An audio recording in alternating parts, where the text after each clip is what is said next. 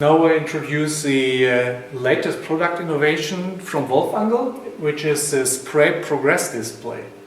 The spray progress display enables the worker in the spray chamber to see always about the progress while fiber spraying or gel coat spraying. This system is mounted to a new gel coater, but you can adopt it to your machines, whether it is gel coater or chopper as well.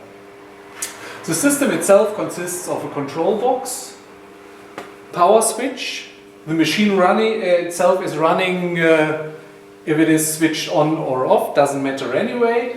You have the control display with functional keys which you later on need to write on your RFID tag.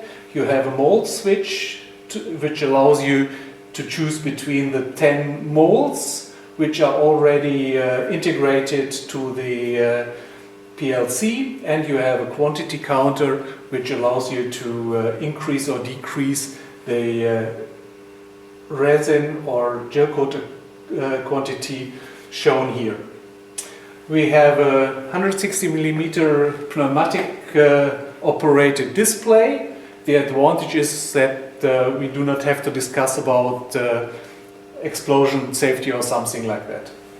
This button for resetting display and PLC control, and this RFID reader, which is the most important thing for this, because this RFID reader enables you to work with more than 10 molds. It is only limited to the amount of RFID tags you have. So you easily put the reader to the tag, and the PLC now knows what mold you would like to spray.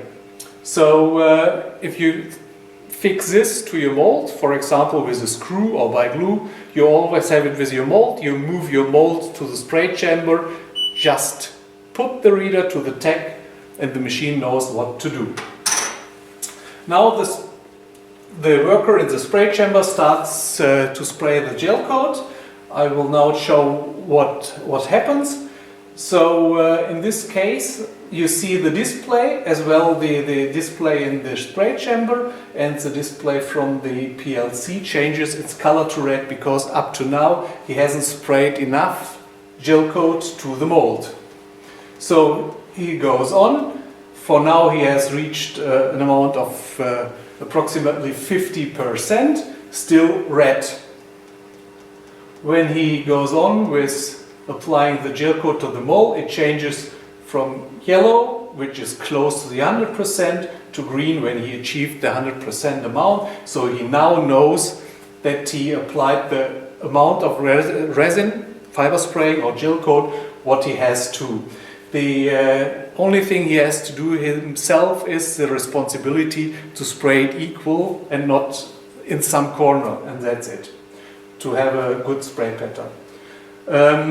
If you push the reset button, you reset the PLC as well as the display as shown here, and now we can start again with, if you want to have a second layer of gel coat with the same thickness, with the same settings, or he moves the mold out of the spray chamber, get the new one in, putting the RFID tag to the reader or the reader to the RFID tag, and starts with the next mold.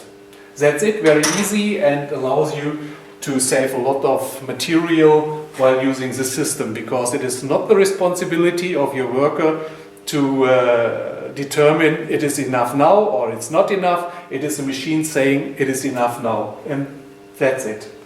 In the next step I will explain how to write to your RFID tag.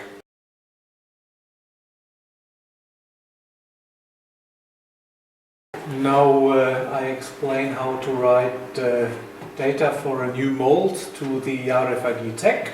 Therefore we need the display of the control as well as the switches. So first step is to edit the item number or the item of the part you want to add to an RFID tag, choose the item, press enter. Easiest is to go to the first letter, press delete to press all. Then we can enter the new item, which for example can be a roof. The functional keys are similar to what you may use or may know from the former Nokia phones, which is a multifunctional key.